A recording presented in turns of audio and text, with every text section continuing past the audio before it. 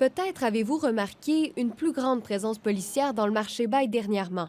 Ça fait partie des mesures de la stratégie CORE de la police d'Ottawa qui vise à réduire la criminalité et à rétablir un sentiment de sécurité dans certains secteurs de la ville.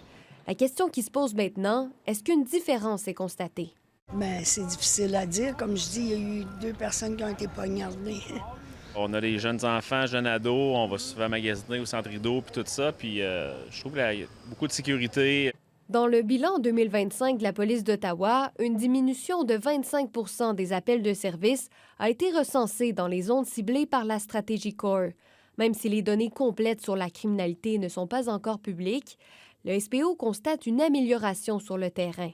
There's been a noticeable difference in the feelings and the vibe and the atmosphere, specifically in the Byward Market and the downtown core. Selon l'inspecteur, cette différence serait liée à une présence policière plus accrue. It does help with the social disorder and the crime. If you ask the residents down there who are just looking to be able to live a safe and healthy life, they feel safer when we're around. Pourtant, les commerçants n'ont pas tous cette impression.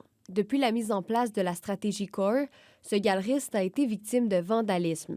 La porte de son commerce a été brisée durant la nuit en 2025. En raison de ses mauvaises expériences, il se questionne sur la valeur ajoutée, notamment du nouveau centre d'opération du SPO installé sur la rue Rideau. On voit des gens qui se font harceler. On ne se sent pas bien quand on marche. Il faut vraiment surveiller ce qui se passe alentour de nous. Le SPO indique également que le laboratoire de recherche policière de l'Université Carleton mène une étude indépendante. Des données sont récoltées du 1er mai au 30 septembre prochain afin d'analyser les effets de la stratégie CORE, notamment ici dans le marché Baille. Ici Charlotte Tremblay, Radio-Canada, Ottawa.